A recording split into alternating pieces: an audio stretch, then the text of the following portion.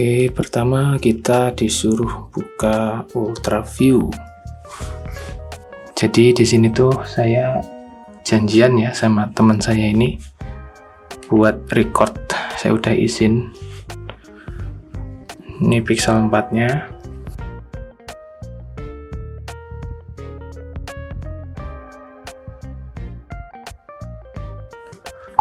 Oke, bentar, saya suruh nyalain USB debugging. Kayaknya sih udah nyala ya harusnya. Oh, belum.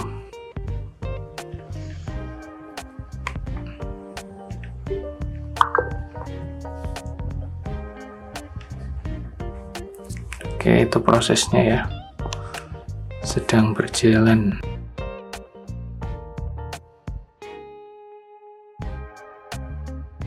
Jadi perangkat saya benar-benar dikontrol dari sana. Ini nginstal Qualcomm USB driver dulu. Kurang lebih seperti itu. Ya, USB debuggingnya saya sudah aktif. Oke. GPST 2.7. Ini estimasinya 20 menitan ya, dengan catatan laptopnya proper, maksudnya nggak lemot dan jaringannya lancar.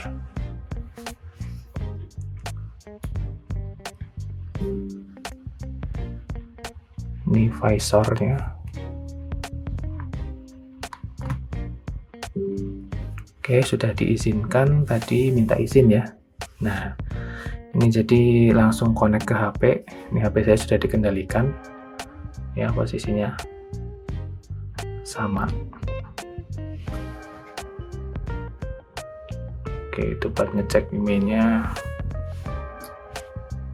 Ya, geser bentar. Biar pas tengah.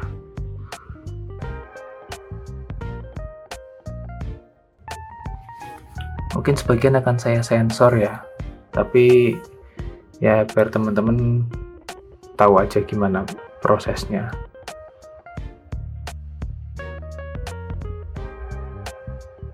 Nah, ini proses penulisan emailnya, email yang sudah di rewrite ke HP saya ini. Jadi sebenarnya HP saya ini HP rewritean ya, bukan HP yang masih perawan lah istilahnya ya.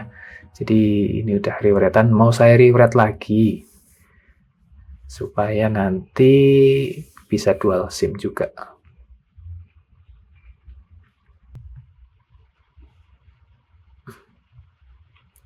Oke, saya lupa tadi ya, boot image-nya belum saya download. Ini udah saya download. Mau dimasukkan ke HP saya ini, boot image ya. Ini buat bootloader-nya. Jadi sesuai dengan build tadi yang diminta buildnya, nomor buildnya berapa, nah build image-nya tuh nyesuaiin supaya nggak salah. Nah, di sini install Magisnya. Nah, ini Magis yang saya sampaikan kepada teman-teman ya.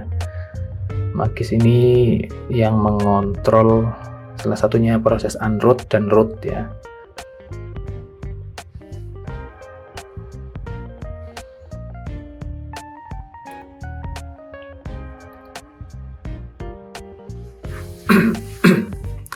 Tinggal duduk manis saja teman-teman, nggak perlu ngapa-ngapain sih kalau melihat prosesnya kayak gini ya.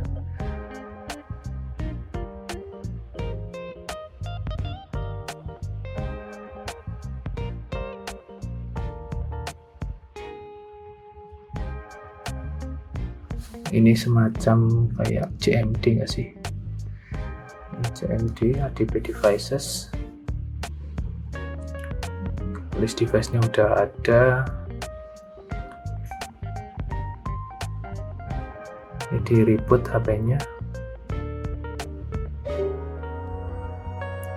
Pas boot mode.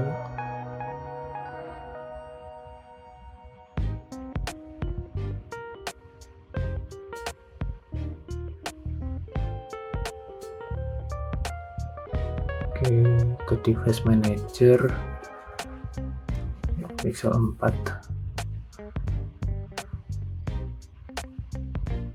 Nah, ini file-file yang kita download tadi itu diperlukan untuk ini ya, jadi supaya bisa berjalan dengan baik.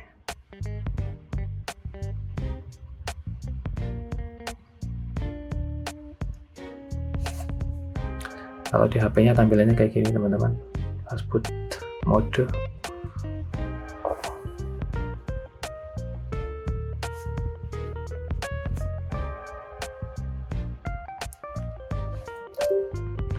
Kemungkinan besar sih ini nggak akan saya tayangkan full ya, karena ini cukup sensitif nanti. Saya pernah kena teguran juga menampilkan kayak semacam oprek Android kayak gitu ya. Tuh sekarang Google agak gimana gitu. Jadi mungkin ini saya potong-potong aja nanti. Tapi yang jelas saya nggak ngapa-ngapain ya dari tadi. Cuma ngikutin instruksinya aja. Instruksinya yang pertama download file yang nanti di WA ya. Di WA itu udah ada beberapa file dijadikan satu folder, yang zip atau RAR diekstrak jadiin satu folder, udah tinggal nyalakan PC, ikuti instruksi, selesai udah. Saya nggak ngapa-ngapain lagi.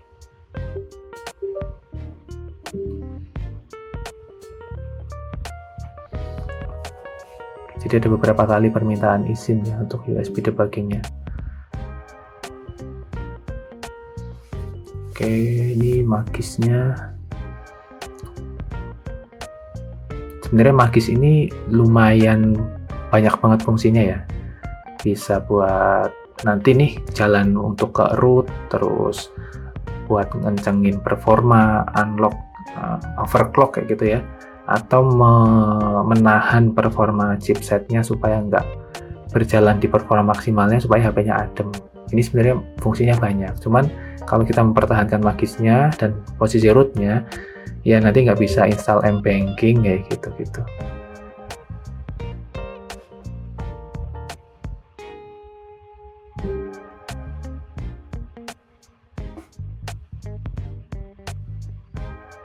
Kenapa nih error tadi?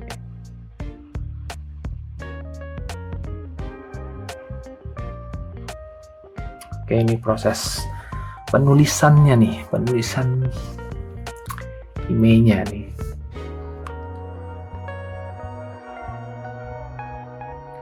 Ya, ini teman saya udah sangat mahir ya. Udah ingat semua dia lah tahap-tahapannya. Ini backup KCN-nya.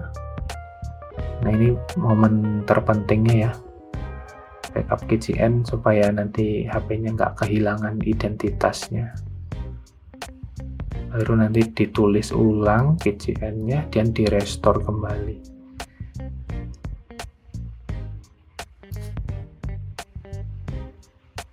Sekitar 5-10 menit untuk proses backup KCN-nya. Jadi ya tinggal nunggu aja, karena ini lagi puasa jadi ya nggak bisa sambil ngopi nunggunya.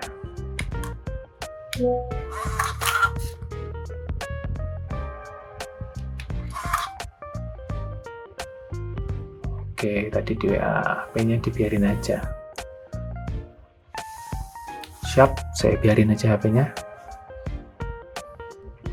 Kalau yang di Semarang atau di Jawa Tengah yang mau lagi main ke Semarang, bisa sama teman saya ini. DM ke IG saya aja, nanti saya share kalau butuh ya. Untuk saat ini layanan yang dia punya itu ada yang IMEI 3 bulanan, terus sama rewrite IMEI ini beberapa Android atau semua Android gitu, nanti konsultasikan aja.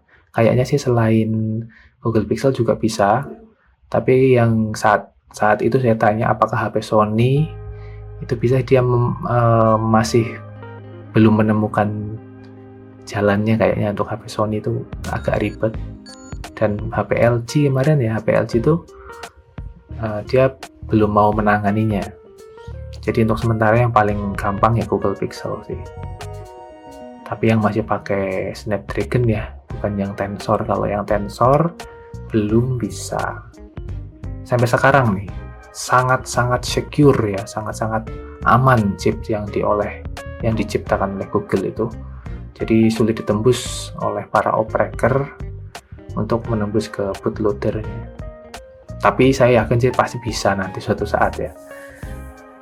Orang-orang Indonesia kan canggih-canggih. Biasanya sumbernya dari India dulu sih, baru nanti nyebar ke Indonesia. Tutorialnya udah deh para operator yang melakukan tugasnya. Di status yang jalan itu cukup banyak ya prosesnya. Dia tuh lagi nge-backup yang ada di modemnya nih, kalau saya baca dari ininya. Enable function, backup, write lagi to KCN.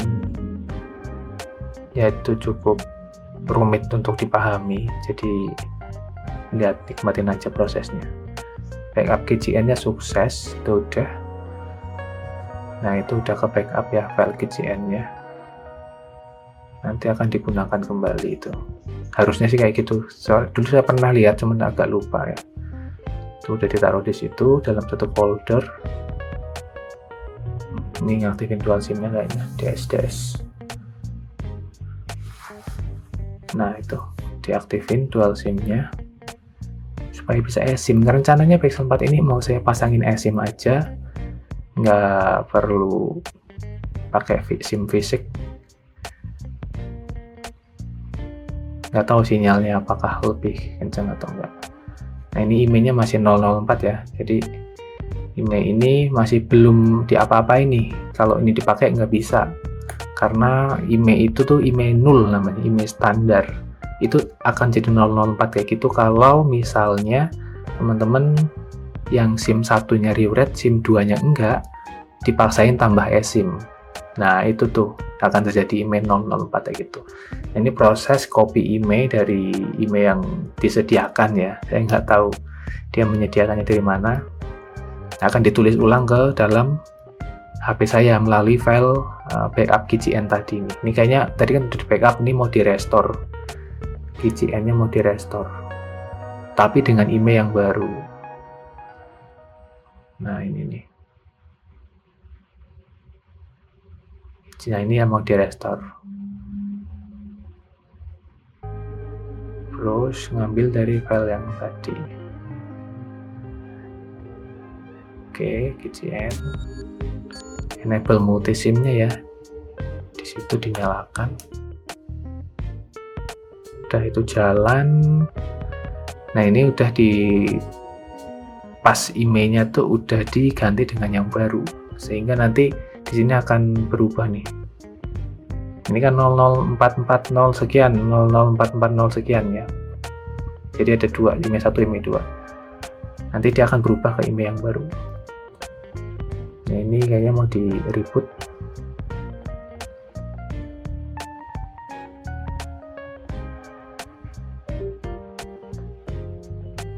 Oke, sudah, mungkin sudah ya. Coba kita lihat nanti gimana pas nyala.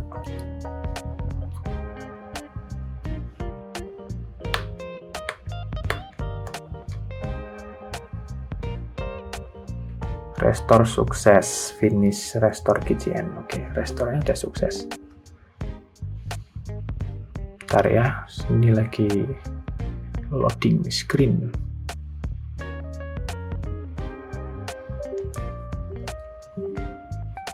Oke. Nah, ini dicek IMEI-nya. Siap, sudah ganti ya. Tapi baru, oh ini IMEI 2-nya. Ini sudah ganti ke IMEI yang baru. Coba saya pasang Telkomsel ya.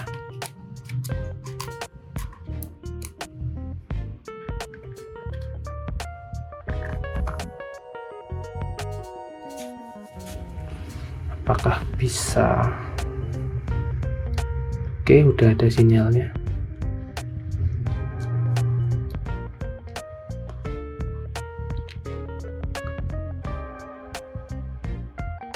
Oke sih, ini harusnya bisa. Tapi masih edge.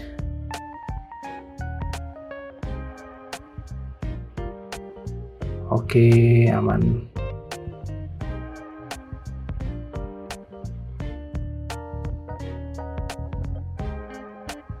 Oke, ini udah saya download eSIM, saya pakai Axis ya.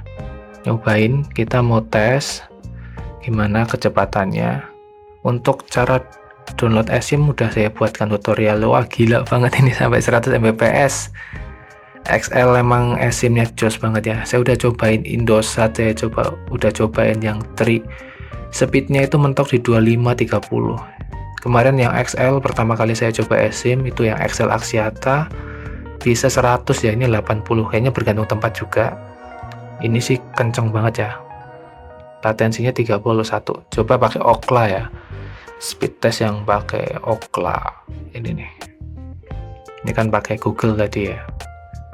Kalau pakai Ookla gimana?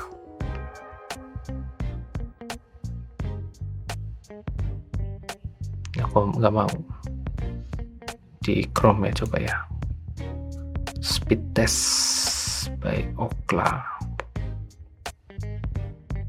Tetap nggak mau ya. Atau loading atau gimana? Selain Ookla ada lagi nggak ya? Nih, fast.com. Buat memvalidkan aja tadi itu beneran nggak? Wah beneran sih kalau ini. Ini nggak dapat 5G juga nggak masalah sih kalau saya. Oh iya, ada yang naik juga Pixel 6a-nya bisa 5G. Semua Google Pixel tuh untuk saat ini yang saya tahu ya, di Indonesia tuh belum bisa unlock 5G-nya. Itu emang di lock sama Google, bukan apa-apa, bukan dari operator atau apa ya, emang nggak bisa ya. Sama Google dihindarkan dari Indonesia 5G-nya. Kalaupun bisa juga di tempat saya jaringan 5G-nya belum ada. Jadi ya. Oke, teman-teman, sekian dulu videonya. Semoga memberikan informasi tambahan yang bermanfaat. Wassalamualaikum warahmatullahi wabarakatuh.